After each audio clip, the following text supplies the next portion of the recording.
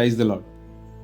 మరి ఒక ఉదయం మిమ్మల్ని ఈ విధంగా కలుసుకోవడానికి దేవుడు అనుగ్రహించిన మహోన్నతమైన కృపను బట్టి దేవాతి దేవునికి కృతజ్ఞతాస్తుతులు చెల్లిస్తున్నాను.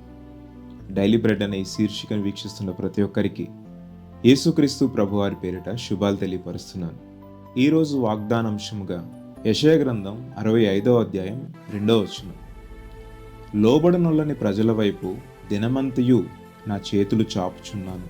ఆయన ఎంత ప్రేమ మన ఎడలు కనపరుస్తున్నాడంటే, మనం ఆయన మార్గంలో లేకపోయినా కూడా, మనం ఆయన మార్గమును విడిచి ఆయన చేయి విడిచి తిరిగినా కూడా, నీవు నా యొద్దకు రా అని చెప్పి దేవుడు తన చేతులు చాపి మనల్ని ఆహ్వానిస్తున్నాడు. దీనిని బట్టి మనం అర్థం చేసుకోవాల్సింది ఏంటి? ప్రస్తుత కాలంలో ప్రతి ఒక్కరూ కూడా ఏదో ఒక పాపమునకు కట్టబడి ఉన్నారు. ఏదో ఒక పాపమునకు కట్టబడి అదే వారి ప్రపంచమని, అదే వారి జీవితమని, అదే వారికి నిజమైన శాశ్వతమైన ఆనందమని ఆ యొక్క భ్రమలో జీవిస్తూ ఉన్నారు. మద్యం తాగే వారిని మనం గమనిస్తే, వారు ఉదయమంతా కష్టపడిన, వారు కష్టపడిన సొమ్మంతా తీసుకెళ్ళి సాయంత్రం అయ్యేసరికి వైన్ షాపులోనో సారాయి దుకాణంలోనో పెట్టి, ఇదే నా జీవితం, ఇందులోనే నాకు ఆనందం ఉందని గడుపుతూ ఉంటారు. కష్టపడిన మొత్తం ఆ డబ్బులన్నీ తీసుకెళ్ళి త్రాగడానికి ఖర్చు పెడతారు, తినడానికి ఖర్చు పెడతారు, విచ్చలవిడిగా జీవించడానికి ఖర్చు పెడతారు. ఎప్పుడూ కూడా ఇంటిలో కుటుంబ సభ్యుల్ని ఏ విధంగా పోషించాలి, పెళ్ళిడికి వచ్చిన పిల్లలున్నారు, వారికి పెళ్ళి ఏ విధంగా చేయాలి, చదువుకుంటున్న పిల్లలు ఉన్నారు, వాళ్ళకి స్కూల్కి ఫీజులు ఎలా కట్టాలి, లేదా వృద్ధాప్యంలో ఉన్న తల్లిదండ్రులు ఉన్నారు, వారికి వైద్యం ఎలా చేయించాలి, ఇవేమీ కూడా వారికి ఆలోచనే రాదు. నేను తినాలి, నేను త్రాగాలి, నేను సంతోషించాలి అన్నట్టుగానే జీవిస్తారు. త్రాగుడు అనే ఆ యొక్క పాపానికి వారు కట్టబడి ఉన్నారు కాబట్టి అదే వారి ప్రపంచం అనుకుంటూ ఉంటారు. ఈరోజు త్రాగుడనే కాదు, అనేకమైన పాపములకు చాలామంది కట్టబడి ఉన్నారు. త్రాగుడు, వ్యభిచారము, అబద్ధములు, దొంగతనములు, గర్వము, ఇలా అనేక రకమైన దేవునికి విరోధమైన పాపములు అనేకం ఉన్నాయి. ప్రతి ఒక్కరూ కూడా ఏదో ఒక పాపమునకు కట్టబడి జీవిస్తున్నారు. ఇలా దేవుని మాట వినకుండా, దేవుని మార్గంలో నడవకుండా, ఇదే నా జీవితం, ఇందులోనే నాకు ఆనందం ఉందని జీవిస్తున్నారు. ప్రభు అంటున్నాడు, అందులో కాదు ఆనందం ఉంది, అందులో కాదు నిజమైన సంతోషం ఉంది, నాలోనే నిజమైన సంతోషం, నాలోనే నిజమైన ఆనందం ఉంది అని చేతులు చాపి నిన్ను ఆహ్వానిస్తున్నాడు. తన చేతులు చాపి నిన్ను తన కౌగిటిలోకి హత్తుకోవాలని ఆయన ఎదురు చూస్తూ ఉన్నాడు. కానీ మనము మాత్రం ఒక స్తంభానికి కట్టబడిన ఒక జంతువులాగా మనం అదే పరిసరాల్లో ఆ చుట్టూనే తిరుగుతూ, ఇదే నా శాశ్వతమైన ఆనందం, ఇదే సంతోషమని ఆ పాపంలో పడి జీవిస్తున్నాం. కట్టబడిన జీవితం అంటే మీకు ఒక సందర్భాన్ని గుర్తు చేయాలని ఆశపడుతున్నాను.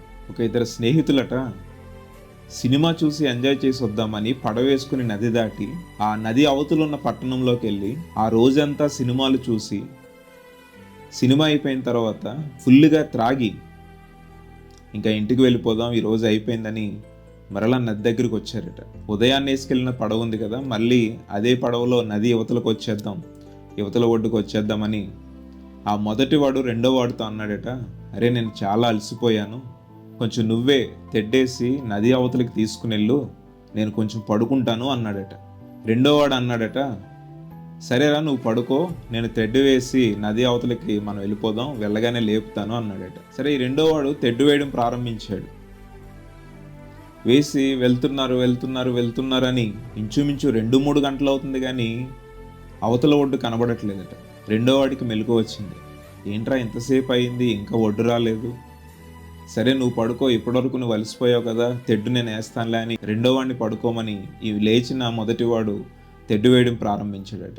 ఇతను కూడా తెడ్డు వేయడం ప్రారంభించి 2-3 గంటలు గడుస్తుంది కానీ ఒడ్డు మాత్రం రాలేదు. ఈలోపు ఆ రెండో అతను లేచాడు, ఏంట్రా ఇంకా రాలేదు, మనం ఎటో దారి తప్పేశామనుకుని ఆ పడవలోనే ఉండిపోయారట. తెల్లవారేసరికి వీళ్ళు ఎక్కడైతే నది ఒడ్డుకొచ్చి పడవెక్కారో అక్కడే ఉన్నారట. ఆశ్చర్యపోయారు, ఎందుకంటే త్రాగిన మత్తులో ఉన్నారు కదా. ఆ పడవకు ఆ ఒడ్డునే ఉన్న చెట్టుకు కట్టిన తాడును తీసివేయడం మర్చిపోయారట. అంటే చూడండి, కట్టబడిన పడవను ఎక్కి అవతల ఒడ్డుకు వెళ్దామంటే ఏ విధంగా వాళ్ళు వెళ్ళలేకపోయారో. ఈరోజు కట్టబడిన నీ జీవితం దేవుని వద్దకు రావాలంటే ఏ విధంగా వస్తుంది? మొదటిగా నువ్వు ఆ కట్టబడిన త్రాళ్లను లేదా ఆ సంకెళ్లను తెంచివేయాలి. ఎప్పుడైతే ఆ పడవకు ఆ తాడును త్రెంచివేస్తారో అప్పుడే ఆ పడవ ముందుకు వెళ్ళడానికి ఉపయోగపడుతుంది లేదా సహాయపడుతుంది.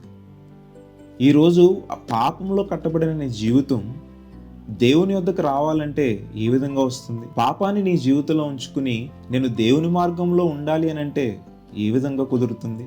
దేవుడు తన చేతులు చాపి పిలుచున్నాడు. ఏ విధముగా రమ్మని? పరిశుద్ధంగా రమ్మని. కానీ మనలో పాపం పెట్టుకుని దేవుని దగ్గరకు వస్తే ఉపయోగం ఉంటుందా? నీకు ఆశీర్వాదం ఉంటుందా? నీకు విడుదల ఉంటుందా? ఉండనే ఉండదు. ఎప్పుడైతే నువ్వు ఆ కట్టబడిన జీవితం నుండి ఆ సంకెళ్లను త్రెంచివేసి దేవుని యొద్దకు వస్తావో నీకు ఆశీర్వాదము, నీకు విడుదల ఉంటుంది.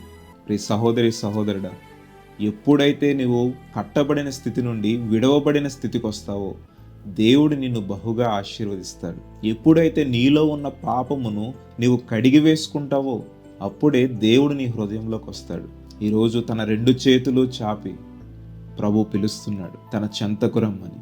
ఇలా పాపము చేత కట్టబడిన నీవు నీ జీవితంలో ఎన్ని ప్రయత్నాలు చేసినా, నీ రెక్కలు ముక్కలు చేసుకున్నా, నీ వ్యాపారంలోనైనా, నీ ఉద్యోగంలోనైనా, నీ కుటుంబంలో ఉన్న సమస్యలైనా, నీవు కలిగి ఉన్న ఇబ్బందులైనా, ఇటువంటి వాటి నుండి నీవు ఎక్కడ ఉన్నావో అక్కడే ఉంటావు తప్ప నీ జీవితంలో అభివృద్ధిని కానీ, ఆశీర్వాదాన్ని కానీ, పురోగతిని కానీ చూడలేవు. ఈరోజు ప్రభు పిలుస్తున్నాడు. ఆయన పాదాల యొద్దకు వస్తావా? మన ప్రాణ ప్రియుడు, ప్రియరక్షకుడు సిలువ మీద తన ప్రాణమును వెల ఇచ్చి మనల్ని కొనుక్కున్నాడు. తన రక్తముతో మనలందరినీ పరిశుద్ధపరిచి మనలను తన రాజ్యపు వారసులుగా చేసుకున్నాడు. Praise the lord.